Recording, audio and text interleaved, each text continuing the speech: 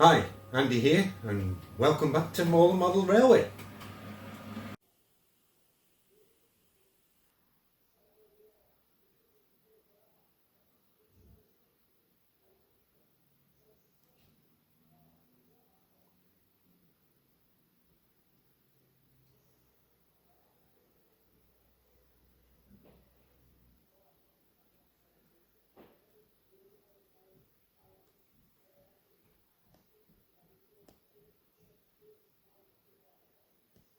Okay, I realise it's been quite a long time since the last video that I did. However, I have done quite a lot of work on the layout, well, underneath the layout, and I'm not as young as I was, I'm not as sprightly, so I didn't realise how long it was going to take me. So, firstly, let me thank all my subscribers. As we stand making this film right now, I've just gone over 450 subscribers, which is great. I keep saying it every time. It's absolutely brilliant. And we're actually getting a little bit closer to my 500 subscriptions giveaway. So there will be a competition when I get to 500 subscribers. So I'm just short of about 50 subscribers to get that competition going. So thanks again for that. And also thanks for watching my video. My last video has gone, well, viral for me. Almost 2,200 views on my video. That is something out of this world for my videos. I know that the bigger channels get a lot more than that, but thanks very much.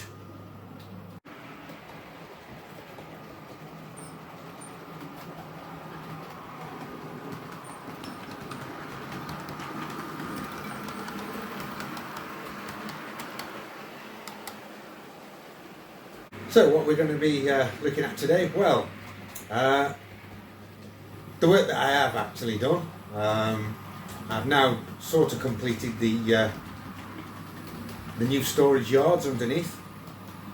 As I've said, it's taken a lot more work than I thought, but I'm really pleased with it. And now at the moment all that I'm doing is testing the track, making sure that everything works okay, before I get on with anything else. We'll also have a quick look at a couple of new Locos. Well, one's new and the other one is an old Loco that I've sort of refurbished, give some tender loving care, a bit of maintenance to, and I've got it running. It's never really run before, even from brand new. So we'll have a look at those later.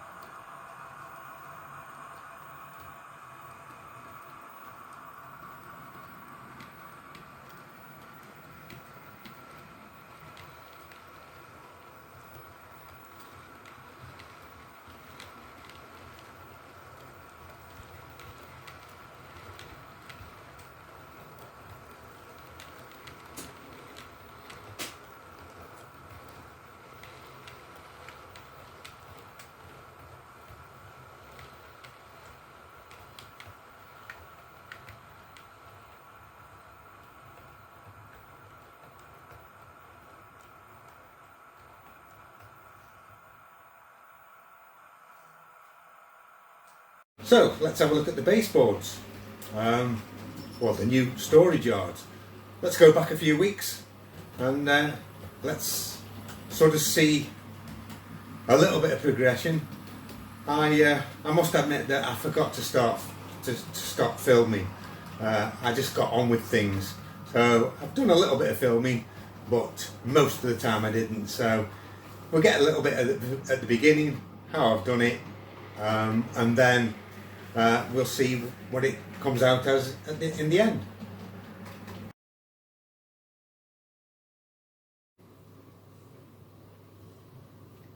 So here we are.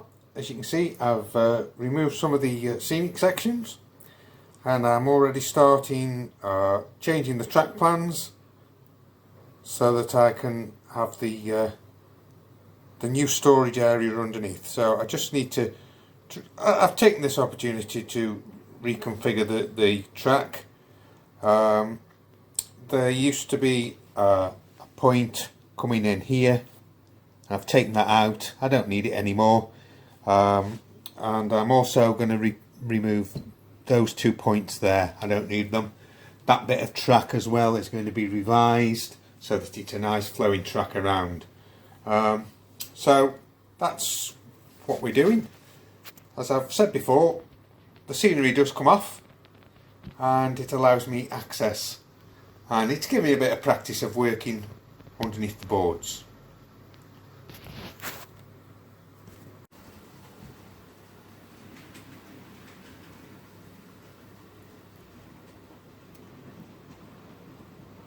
Okay, so this is going to be the first run of a train going around the track. On this first bit of track anyway, the first bit I've reconfigured. I'm using the 57 Scott Tracy. The reason I'm using this one is because if it even gets a little bit of dust on the track, it'll derail. And it's gone round okay. There we go. Perfect. Not a problem. So that's the first bit of track done.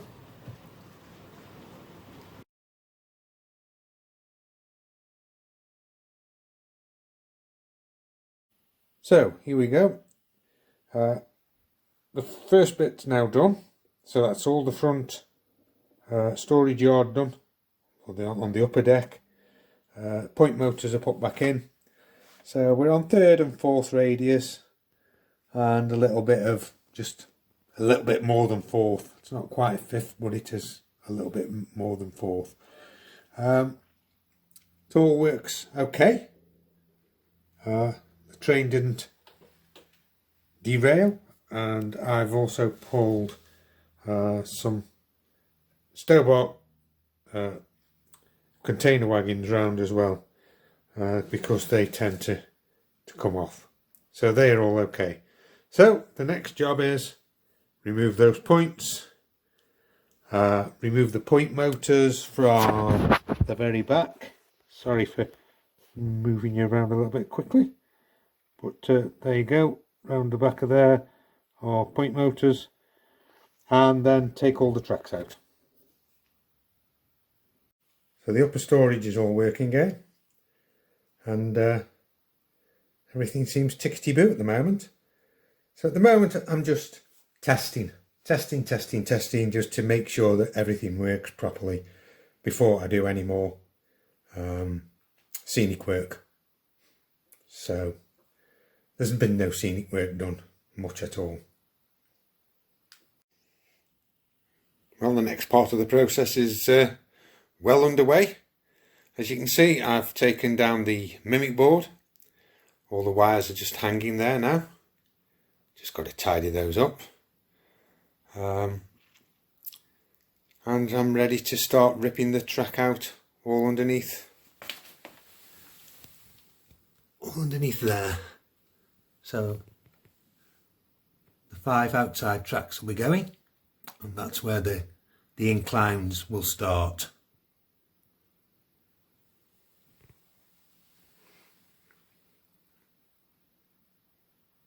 So the back scene's also been removed, as you can see, and that's been it's been put in the kitchen on the sides. So I'm taking over the whole house.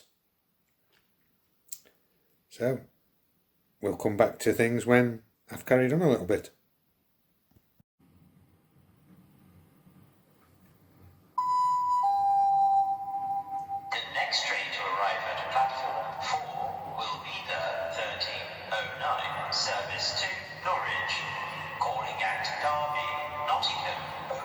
Stanford, Peterborough is to Thetford, and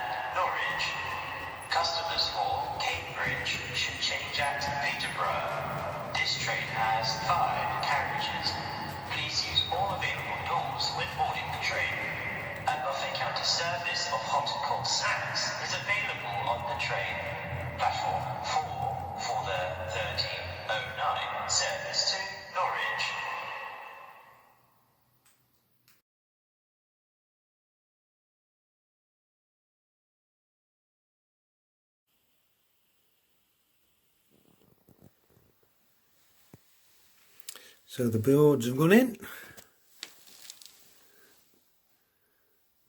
Bit dark under there at the moment, and the ramp's in at the back. So I've just got to tidy this wire up at the front, and then everything should be fine with that. It's nice and level.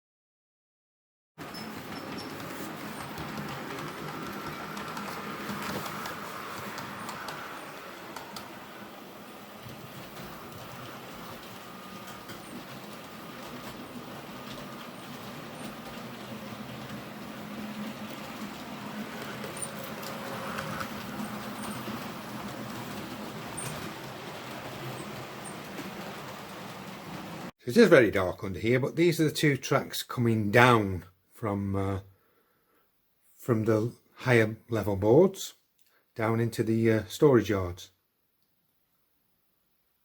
Obviously these won't be seen, so that's why the point motor controllers are sitting up on the top, just for ease really. There isn't much of a gap between the floor and the boards once the framework is in, so I thought put everything on the top. It's not going to be seen.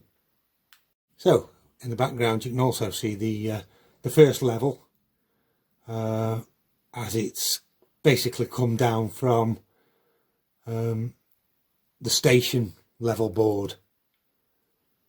So to get to that point it's travelled, oh crikey, 18 feet to get to that point. We'll be putting lights in under here. I'm going to use those strip lights, LED strip lights. But you can see this level going up from the storage yard, and the level coming back down to the storage yard in the background. So you can see there wasn't a lot of room to work really, and that's why it's taken so long.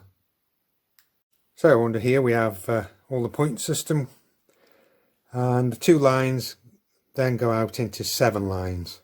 You can see these couple of Virgin trains sitting in there at the moment. So these are the 2 longest trains that I've got, so they fit in the into the storage yard really quite easily. Don't worry about all those wires hanging down. They're just the lights from the station above. They've just not been wired in yet. So here we are underneath the baseboards.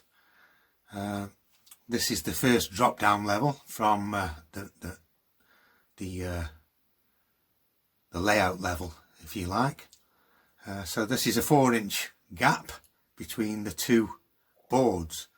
But the one thing I have done is I've done the wiring a lot tidier this time. I didn't know how to do it last time. I was just rushing through. This time I've taken my time. I haven't rushed. I've put the droppers in a little bit differently. Everything's nice and tidy. That's how it used to be. And this is one of the better parts of my wiring originally. So there's the main ramp up and down from the layout level. So that's going, the one on the right hand side is going down. Obviously the one on in the centre there is coming up from the bottom baseboards. So let's have a look and watch a few trains go up and down it.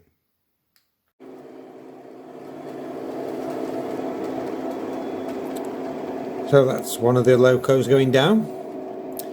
So from just where the risers start there, that you can see, that Loco has got a journey of about 40 feet to get down the 8 inches down to the bottom track, down to the storage yard level. So I've built all this underneath the layout, and it's taken a bit of maths to work out where it's going to start and where it's going to actually finish, so that it gets in the right place. So it's quite a challenge really. So travelling 8 inches in 40 feet, let the mathematicians work it out, but it's something around about just less than 2% rise. So if you call it a 2% rise all the way around. And the Locos seem to get up and down it without any problem. I haven't had one that's struggled yet. Touch wood, yet. So now the Freightliner has gone round the top. He's gone round the... sorry if I'm moving you around a little bit, I'm trying to do this by hand. He's gone around the lower section, the upper section, sorry, on the bypass track, and he's coming down, and the Royal Mail train is on its way back up to the top.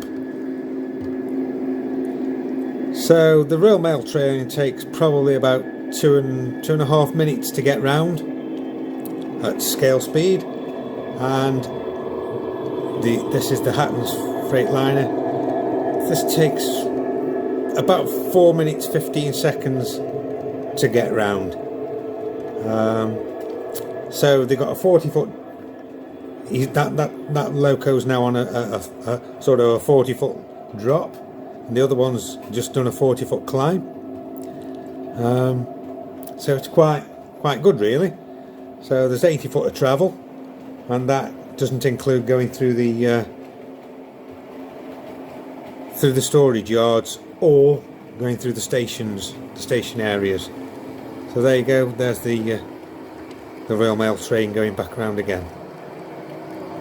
So he's got a 40-foot drop now to get back to the storage yard. So here's the Royal Mail train coming down onto the very last level now.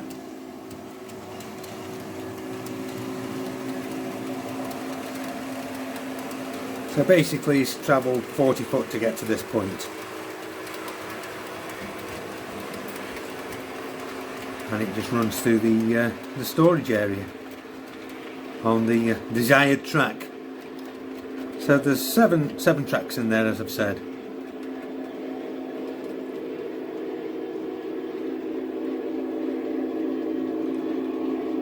One of the reasons I've done this is so that it's not just a tail tracing train set. Just let this one go by, making a noise.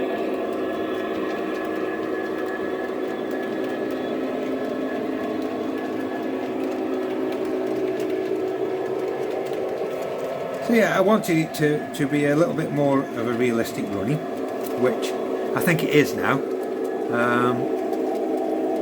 because trains aren't going through the station every 10 seconds or 20 seconds or so, which is great. I can sit here and I can enjoy the trains. I've sort of sorted out, I'm hoping I've sorted out, once again, touch wood, my problem with the switches, the points switching over on their own. It did happen, and then I just kept testing everything, and I was getting power, and then I undid a wire to the mimic board and it stopped. So there's something to do with the switches that on the Mimic board that won't work with my Digitrax handset. So that's sort of sorted it. So everything, all the points are being changed now through the Digitrax system at the moment. So under here I've got my Dynamis. This is the very top level, the local line level, the branch line level, and as you can see I've got these plug-in type connectors, male and female. I've seen John Warner use these as well this week on his video. So you just pull them out, and on the top there you got M for main track, P for programming track, and WC. That doesn't mean the toilet, that means the wheel cleaning track. So I've got the choice of 3. Just let the mail train go by again.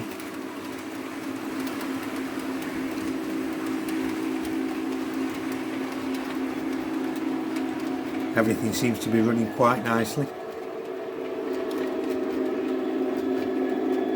And then under here I've got the same sort of configuration really.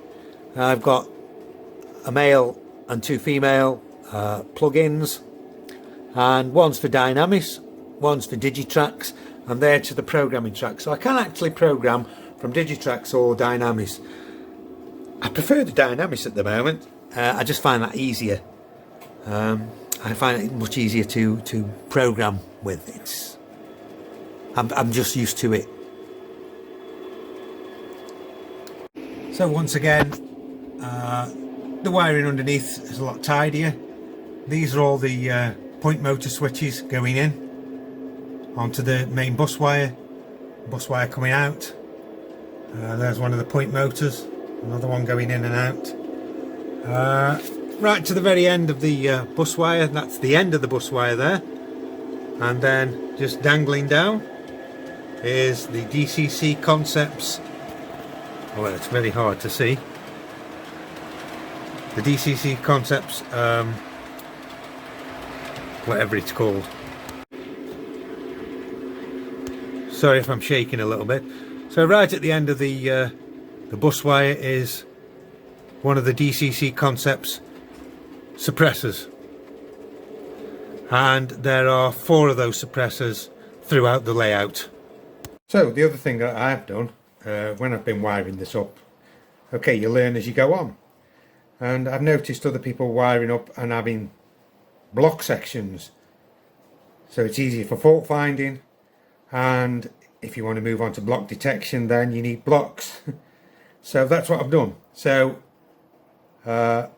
all the lines now have insulated power joiners, so they're on different sets, different areas of the power bus. So I can disconnect a piece of the power bus if I have a fault, if I'm trying to check it and see if it's that area that's causing me a problem. So that goes through all the way through into the I have turned the sound off now, all the way into the storage yards at the bottom. So halfway through the storage yard, I've got a block at the bottom. Come back into focus. So I've got blocks at the bottom so that they are also insulated. The other thing with the storage yard at the bottom, I've used insulated points, insul frogs, so that they're not live all of the time. So that the only live lines going through the section are the lines that these actual trains are running on, just to use less power basically. So when I switch them over, they can run on that line only. That also stops any problems with a runaway train, which I've had in the past. Trains have just gone off on their own. So that just stops that. So my DCC Concepts volt and amp meter is showing that I'm putting in 14.45 volts, 4.6, and 0.59 amps being drawn.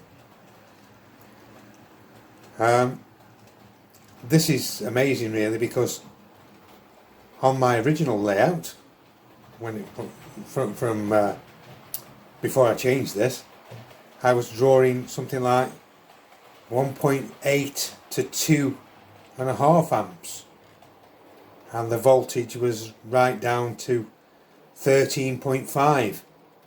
So obviously tidying up the wiring has helped. It's done the trick. So this is the latest Loco to the fleet. Class 156, East Midlands. It's a real track model.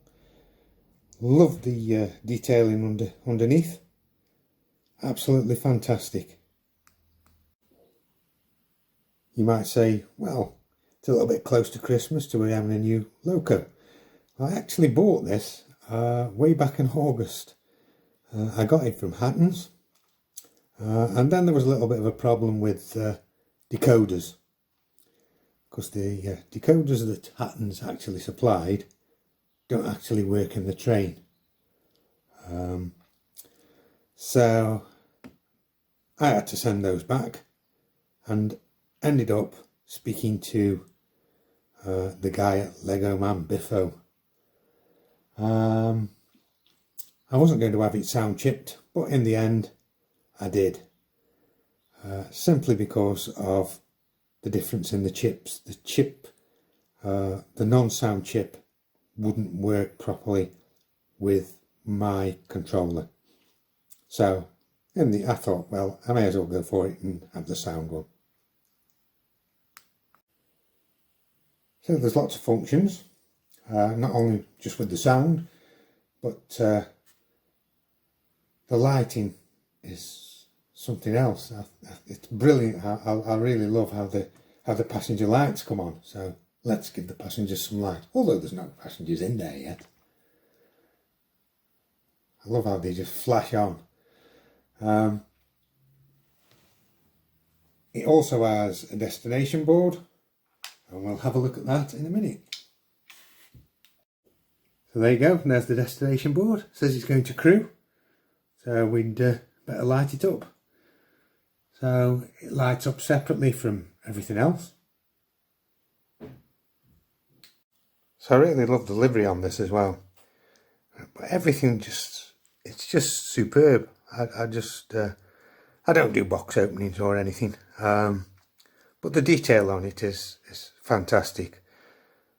The livery's nice, all very crisp, all the signage. Just love it. So let's see how it goes. Welcome aboard this East Midlands train service to Crewe. Please familiarise yourselves with the safety notices adjacent to the doors.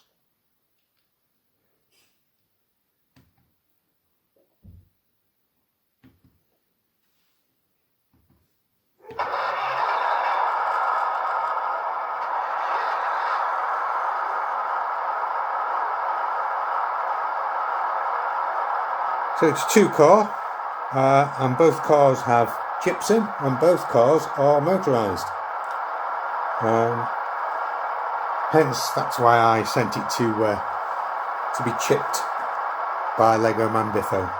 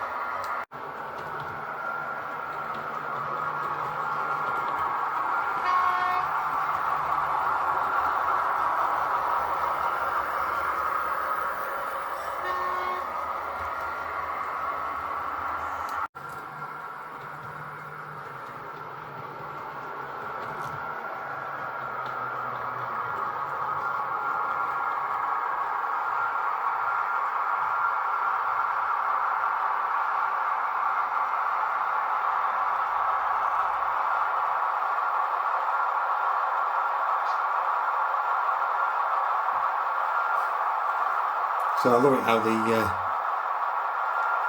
the cab light goes on and off automatically. Brilliant. So this is the latest Loco in the fleet. There is, however, another Loco sitting in the station at the moment, and that's a Class 150 Central Trains. I don't think you've seen this one on the layout at all. I can't think it's been on, because basically I've never had it running. It's never been a really good runner. But following a video from John Warner over at Piccadilly Sidings and Piccadilly Model Railway, Engage, he stripped down one of his Locos that wasn't running very well. So I just thought, well, I'll have a go. So I stripped it all down, cleaned everything, cleaned all the wheels. I do clean the wheels, but I hadn't cleaned the contacts or anything. So I just stripped everything down, cleaned it, give it a good maintenance, put it on the track, and it now works, hopefully.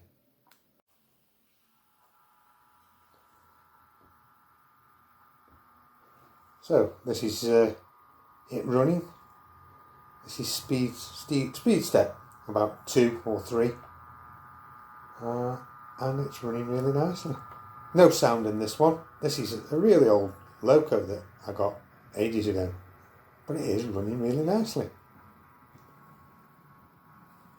So we'll look forward to seeing that one on the layout a little bit more.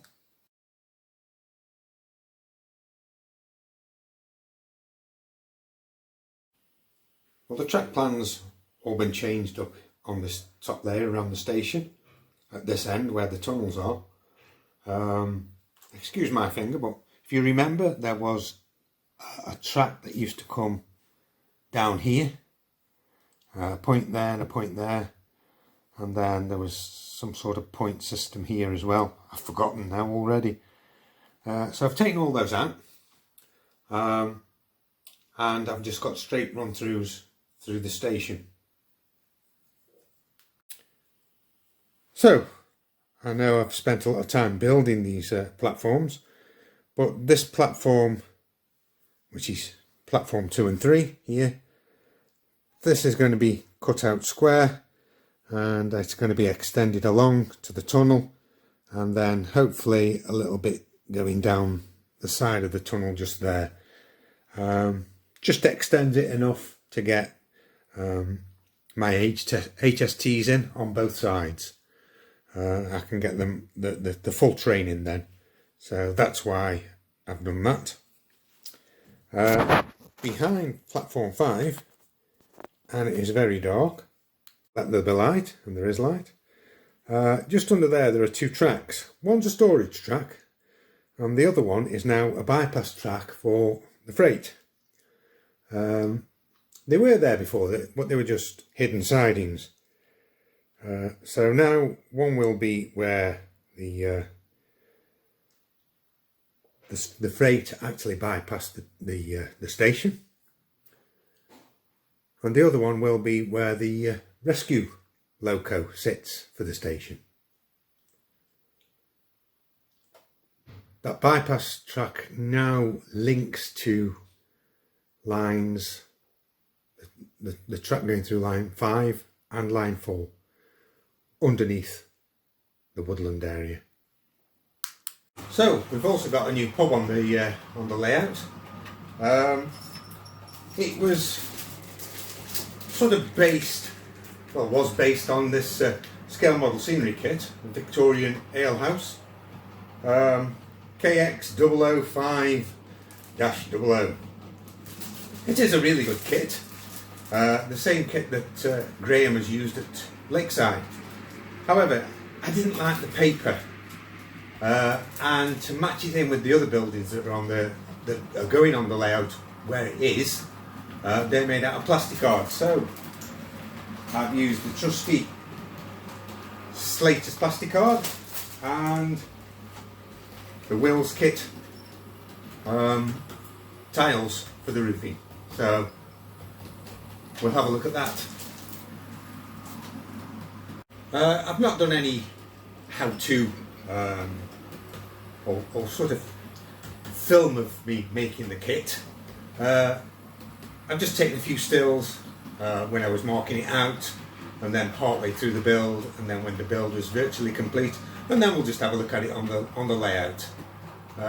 If you want to see how to do a Wills or a Slater's kit, or using their materials I should say, then there are much better videos than I could produce.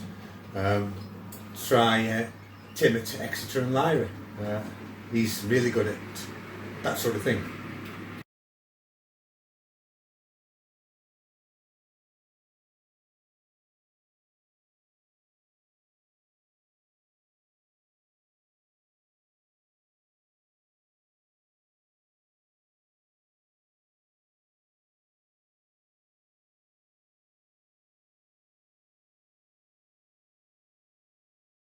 I have built the pub.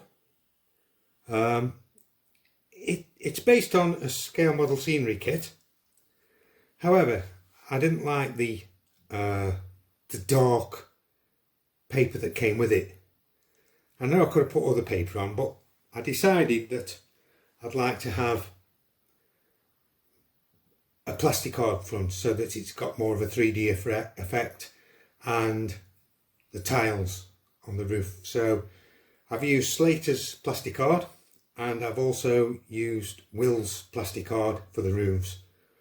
Exactly the same as the other buildings that are going along this stretch of the road opposite the station, which means it all matches in. And I'm quite pleased with how it's come out.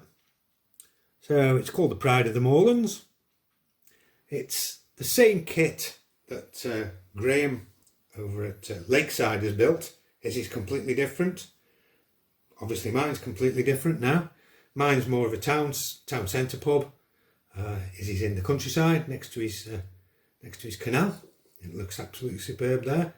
So it's amazing what you can do with the same kit, but they look completely different. So yeah, it's made out of plasticard.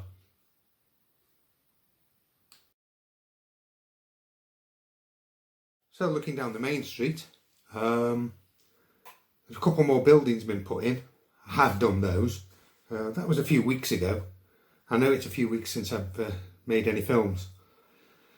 So the shop at the end has been completed, and the house in the middle hasn't got a roof on yet, and the windows aren't finished, and there's no wall in the back, but it is in progress. But with all the work that I've been doing on the layout with the new sections, the new storage sections underneath, that's taken all my time up really. So on the top boards, the scenic sections, obviously I haven't done anything. You can see where the pub's sitting, where the fire station is at the moment. If you can hear anything in the background, it's absolutely pouring down with rain onto the roof. And the white cottage is in its place. There's another couple of boards to go down at the bottom, so there's 3 boards in there at the moment. So each of those scenic boards will be done independently as a little diorama, but they will all match up. So that's the plan. So that's for the future. So as for the kit, it won't be wasted. I'm going to donate it to a young lad who is just starting up in the hobby. Well, he's been going for about 12 months now. He hasn't got a lot of money. He's probably only about 11 years old, I would think, something like that. So he's not got much money. So I shall be donating this kit to him, and he can build it and put it on his layout. So to finish off, we'll just watch a few trains running.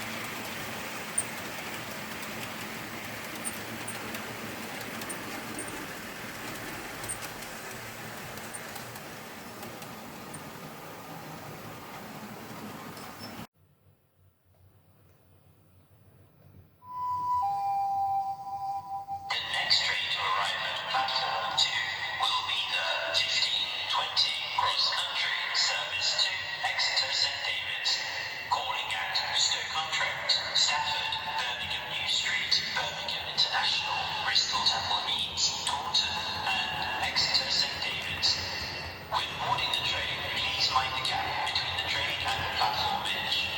This train is formed of 5 carriages. Please use all available doors when boarding the train. A buffet counter service of hot and cold snacks is available on the train.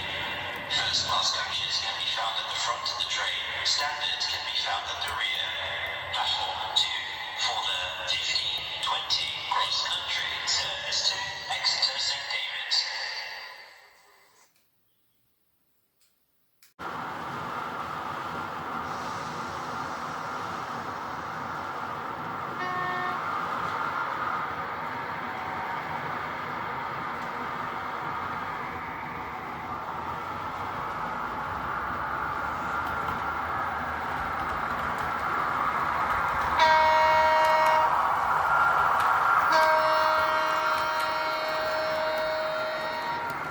So I'd just like to say thanks very much for watching. Once again, thanks for subscribing. If you haven't subscribed and you like what you've seen, well, just press the little subscribe button, and press the little bell, press all, and you'll get every video that I make.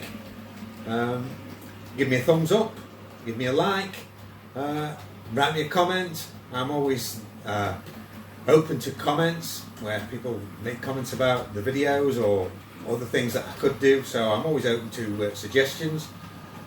So thanks very much for watching. And I'd just like to take this opportunity to say Merry Christmas to everyone, and let's hope that 2021 is a better year for all of us, and let's all meet up some point in 2021. Okay, bye for now.